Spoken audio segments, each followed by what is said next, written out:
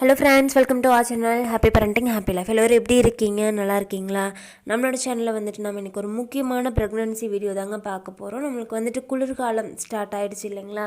So குளிர்காலம் start ஆக போகுது. ஸோ ப்ரெக்னென்ட் லேடிஸ் வந்துட்டு இந்த குளிர்காலத்தில் ரொம்ப ரொம்ப கவனமாக பாதுகாப்பாக இருக்க வேண்டியது ரொம்ப முக்கியங்க. மழை காலம் ஒன்று, பனிக்காலம் ஒன்று. இந்த ரெண்டு காலத்துலேயுமே வந்துட்டு கர்ப்பிணி பெண்களுக்கு ஈஸியாக சளி பிடிக்கலாம், இருமல் பிரச்சனை வரலாங்க.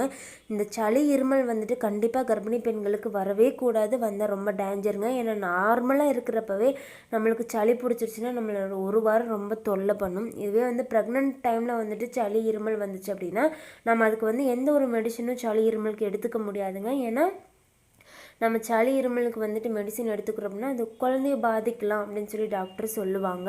நம்ம டாக்டரோட அனுமதி இல்லாமல் எந்த ஒரு மருந்தையுமே வந்துட்டு இந்த கர்ப்ப காலத்தில் வந்துட்டு கண்டிப்பாக தொட்டு கூட பார்க்கக்கூடாது.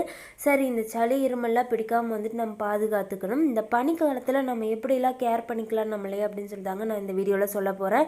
அண்ட் அதுக்கு முன்னாடி நீங்கள் இன்னும் நம்மளோட சேனலை சப்ஸ்கிரைப் பண்ணலைன்னா சப்ஸ்கிரைப் பண்ணிக்கோங்க. ஏன்னா நம்மளோட சேனலில் வந்துட்டு ப்ரெக்னன்சி டிப்ஸ் எல்லாமே போட்டுட்ருக்கோம். கண்டிப்பாக இது உங்களுக்கு யூஸ்ஃபுல்லாக இருக்கும். சரி, வாங்க வீடியோக்குள்ளே போயிடலாம். ஃபஸ்ட்டு வந்து பனிக்காலம் ஆரம்பிச்சிருச்சு அப்படின்னாலே வந்துட்டு நீங்கள் பண்ண வேண்டிய முக்கியமான விஷயம் உங்களோட சருமத்தை வந்துட்டு நீங்கள் ரொம்ப கேர் பண்ணிக்கணும். ஏன்னா வந்துட்டு உதட்டில், கையில், காலில் எல்லா பக்கமே வந்துட்டு நம்மளுக்கு வெடிப்புகள் வர ஆரம்பிக்குங்க. அப்படி வெடிப்பு வந்துச்சுன்னா உங்களுக்கு உதட்டெல்லாம் எரிய ஆரம்பிக்கும், ஸ்கின்னு வந்துட்டு எரிய ஆரம்பிக்கும், அரிக்கிற மாதிரி இருக்கும், ஒரு மாதிரி நம்மளுக்கு வந்து அன்கம்ஃபர்டபுளாக ஃபீல் ஆகிட்டே இருக்கும்.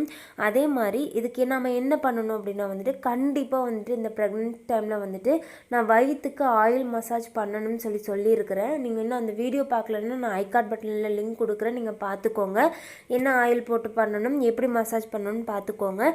இந்த பனிக்காலத்தில் வயிற்றுக்கு மட்டும் இல்லாமல் நீங்கள் வந்துட்டு உங்களோட ஸ்கின்னுக்கு, உங்களோட கை, கால், உங்களோட முகம் எல்லாத்துக்குமே வந்துட்டு நீங்கள் ஆயில் போட்டு அப்ளை பண்ணலாம். ஆயில் அப்ளை பண்ணி மசாஜ் பண்ணலாம். சப்போஸ் எனக்கு ஆயில் போட்டு பண்ணுறது பிடிக்காது அப்படின்னா நிறைய பாடி லோஷன் வந்து நம்மளுக்கு கிடைக்குது இல்லைங்களா? உங்களுக்கு என்ன பாடி லோஷன் என்ன பிராண்டில் பிடிக்குமோ அதை வாங்கி உங்களோட முகத்துக்கு, கை, கால் எல்லாமே வந்து பூசிக்கோங்க. அப்படி பூசிக்கிட்டிங்கன்னா வந்துட்டு அந்த வெடிப்புகள் வராது, உங்களுக்கு அந்த எரிச்சல் இருக்காது. சரிங்களா? இது வந்து பனிக்காலத்தில் நம்ம ஃபாலோ பண்ண வேண்டிய முக்கியமான விஷயம். அடுத்த முக்கியமான விஷயம் பார்த்திங்கன்னா வந்துட்டு இம்யூனிட்டி பூஸ்ட், அதாவது எதிர்ப்பு சக்தியை வந்துட்டு அதிகப்படுத்துகிற உணவுகளாக பார்த்து சாப்பிட்ணுங்க. இந்த பனிக்காலத்தில் வந்துட்டு நெல்லிக்காய், கொய்யாப்பழம், கேரட்டு, கண்டிப்பாக பனானா சாப்பிட்ணும், ஆப்பிள், பேரிக்காய் இதெல்லாம் வந்துட்டு நீங்கள் கண்டிப்பாக கன்சியூம் பண்ணிக்கணுங்க. பேரிக்காயில் வந்துட்டு நிறைய சத்துக்கள் இருக்குது. நான் அதுக்கான வீடியோவும் போட்டிருக்கேன். அதோட லிங்க்கும் வந்துட்டு நான் டிஸ்கிரிப்ஷன் பாக்ஸ்லேயே கொடுக்குறேன், உங்களுக்கு வேணால் செக் பண்ணி பாருங்கள். இந்த மாதிரியான ஃப்ரூட்ஸ், எல்லா ஃப்ரூட்ஸுமே நீங்கள் எடுத்துக்கலாம். சரிங்களா? ஃப்ரூட்ஸ்லாம் வந்துட்டு நல்லா எடுத்துக்கிறது வந்துட்டு ரொம்ப நல்லது. அண்ட் அடுத்தது பார்த்திங்கன்னா வந்துட்டு ஒரு முக்கியமான விஷயம், அது என்னென்னு பார்த்தீங்கன்னா உங்களுக்கு வந்துட்டு பனி காலத்தில் நீங்கள் வந்து 6 மணி ஆகிடுச்சு அப்படின்னா வந்துட்டு பனி வர ஆரம்பிச்சிடும், அந்த ஜில்னஸ் வந்து நம்மளுக்கு இருக்க ஆரம்பிச்சிடும். ஸோ நீங்கள் என்ன பண்ணணுன்னா 6 மணிக்கு மேலே வெளியில் போகக்கூடாது. அதே மாதிரி காலையில் நல்லா சூரிய ஒளி சுள்ளுன்னு வந்ததுக்கப்புறம் நீங்கள் வெளியில் போங்க. லைட்டாக பனி இருந்துகிட்ருக்கிறப்போல நீங்கள் வெளியில் போகாதீங்க. ஏன்னா பனி உங்கள் மேலே பட்டுச்சுன்னா வந்துட்டு உங்களுக்கு ஈஸியாக சளி, இருமல், காய்ச்சல் வர்றதுக்கு சான்சஸ் இருக்குது. ஸோ கண்டிப்பாக வந்துட்டு இந்த பனி பெய்கிற டைமில் நீங்கள் வெளியில் போகாதீங்க. ஈவினிங் ஆயிடுச்சு அப்படின்னாலே வெளியில் போகாதீங்க. காலையில் வெயில் வர வரைக்குமே வந்துட்டு நீங்கள் வெளியில் போகாதீங்க. அண்ட் அடுத்தது பார்த்திங்கன்னா வந்துட்டு நீங்கள் ஜில்லுன்னு எதையுமே சாப்பிடக்கூடாது. ஐஸ்கிரீம், கூல்ட்ரிங்க்ஸ் இதெல்லாம் வந்துட்டு இந்த பனிக்காலம் முடிஞ்சு நம்ம சாப்பிட்டுக்கலாம், ஒன்றும் பிரச்சனை இல்லை. இந்த ஜில்லுன்னு இந்த ஐஸ்கிரீம் சாப்பிட்றது, கூல்ட்ரிங்க்ஸ் குடிக்கிறது, ஜூஸஸ் குடிக்கிறது இது எல்லாமே வேண்டாம்.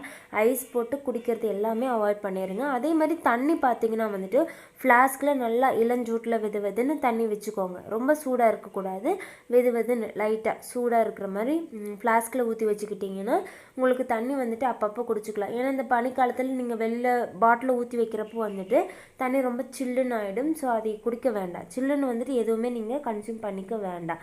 அண்ட் அதே மாதிரி பார்த்திங்கன்னா வந்துட்டு நீங்கள் சாப்பாடு சாப்பிட்றீங்க அப்படின்னா காலையில் சமைச்சி வச்சதை வந்து மத்தியானம் சாப்பிட்றீங்கன்னு வச்சுக்கோங்களேன், சில்லுன்னு சாப்பிடக்கூடாது. குழம்பு, ரசம் எதுவாக இருந்தாலும் வந்துட்டு சூடு பண்ணிவிட்டு அதுக்கப்புறம் சாப்பிடுங்க. அப்படியே பழைய சாப்பாடு எடுத்து சாப்பிட்றீங்க அப்படின்னா வந்துட்டு அதில் வந்துட்டு கொஞ்சம் குழுன்னு ஒரு மாதிரி இருக்கும். ஸோ அதனால் சூடு பண்ணி சாப்பிடுங்க எது சாப்பிட்டீங்கனாலும். டீ காஃபி வந்துட்டு நான் ஆல்ரெடி சொல்லியிருக்கிறேன். இந்த பனிக்காலத்தில் குளிராக இருக்குது, குடிக்கலான் இருக்குது சூடு அப்படின்னு சொல்லிட்டு நீங்கள் கண்டிப்பாக டீ காஃபி அதிகமாக குடிக்கக்கூடாது. ஒரு நாளைக்கு காஃபி வந்துட்டு 2 கப்பு தாங்க நீங்கள் கண்டிப்பாக காஃபி வந்து கன்சியூம் பண்ணிக்கணும் இந்த ப்ரெக்னென்ட் டைமில். அதே மாதிரி எந்த ஒரு ஃபங்க்ஷன் அப்படின்னாலும் வந்துட்டு மார்னிங் ஈவினிங் இந்த டைம்லலாம் நீங்கள் போகிறது, ஏர்லி மார்னிங் போகிறது, நைட்டு போயிட்டு வர்றது, இது எல்லாமே வந்துட்டு நீங்கள் அவாய்ட் பண்ணிடுங்க. அதே மாதிரி இப்போ நம்ம எல்லார் வீட்லேயுமே வந்துட்டு டைல்ஸு, மார்பிள்ஸ் இது மாதிரி நம்ம வந்து ஒட்டி இருக்கிறோம். அந்த டைல்ஸில் வந்து நீங்கள் கால் வைக்கும்போது காலையில் பார்த்தீங்கன்னா வந்துட்டு ரொம்ப ஜில்லுன்னு வந்துட்டு சுருன்னு ஏறுற மாதிரி இருக்கும்.